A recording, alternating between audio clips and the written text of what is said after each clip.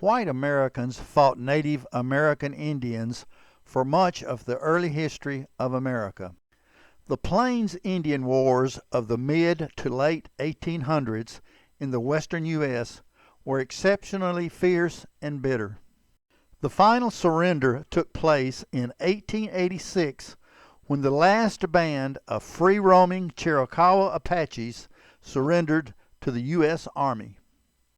This is the story of that surrender and sad aftermath for the Apaches. A band of Chiricahua Apaches under the leadership of Nietzsche and Geronimo were the last group of Indians to surrender and capitulate to life on a reservation. That group actually surrendered twice in 1886. Many considered Geronimo the leader of that group, but in reality it was Nietzsche who was the hereditary chief of the Chiricahuas. The legendary Apache chief Cochise had two sons, Taza and Nietzsche. Upon Cochise's death, Taza became the hereditary chief of the Chiricahuas, but he died 2 years later in 1876, whereby Nietzsche became chief. Even though Nietzsche was chief, he was quiet and unassuming as compared to Geronimo, who was loud, boisterous, and attention-seeking, in addition to being a cold-blooded killer. As a result, Geronimo grabbed the headlines during his lifetime, and that remains the case even up to modern times. He was and is, even today, much more known and historically significant than Nietzsche. The story of the Chiricahua surrender is a two-part story with many twists and turns. The first surrender of 1886 occurred on March 27th in Embudos Canyon in Sonora, Mexico. General George Crook negotiated that surrender. However, he failed to stay with the two Indian leaders, who obtained a large amount of liquor and in a drunken state decided not to follow Crook to Fort Bowie, Arizona, but remain in the mountainous area of Mexico. Because of his blunder, Crook was relieved of duty in the area and replaced by General Nelson Miles. Miles sent out an expedition to locate the band of Indians under Geronimo and Nietzsche. That task proved more difficult than anticipated, but the soldiers eventually located their quarry, mainly due to the help of two Apache scouts that worked with the Army.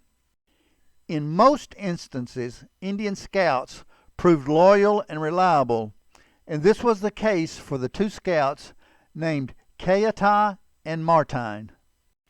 In fact, over the years, a number of Apache scouts even received the Medal of Honor. General Miles was a self-serving glory seeker and never gave the credit due to the two scouts. Upon locating the band of Apaches, the leaders of the Army detail arranged a meeting with General Miles, who arrived on the afternoon of September 3rd.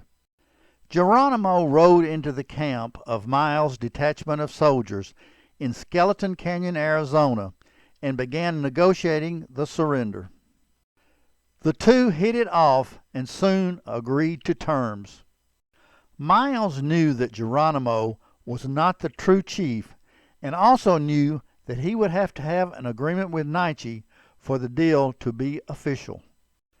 Miles and Nietzsche met on September 4th in present-day Cochise County, Arizona, and did indeed reach an agreement that the last of the Apache holdouts would relocate to a reservation.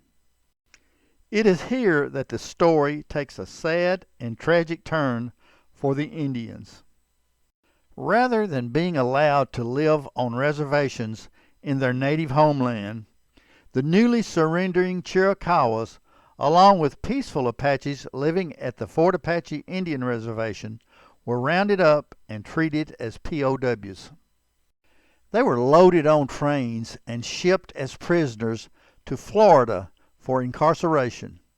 Included as a part of the group were the two loyal Indian scouts who were key participants in facilitating the capture and surrender of Geronimo, Nietzsche, and their band of free-roaming Apaches.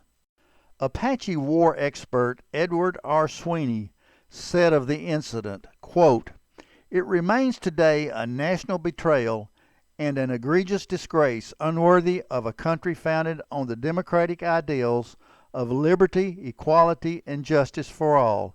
End quote. The Apache prisoners were relocated to the Mount Vernon Barracks near Mobile, Alabama in 1887 and remained there until 1888. They were ultimately moved to Fort Sill, Oklahoma, where Geronimo lived as a celebrity instead of a murderer. Nietzsche also lived at Fort Sill, but as had become the norm, he lived in relative obscurity, being overshadowed by the much more famous Geronimo. Geronimo died of pneumonia on February 17, 1909, at age 79. The Chiricahua Apaches lived in captivity continuously from 1886 to 1913, in reality paying for the sins of Geronimo. An act of Congress finally ended the long and painful saga of the imprisonment of Geronimo's band of Chiricahua Apaches. At that time, there were a total of 257 members of that group, which consisted of a few original members, but mostly descendants of the original captives.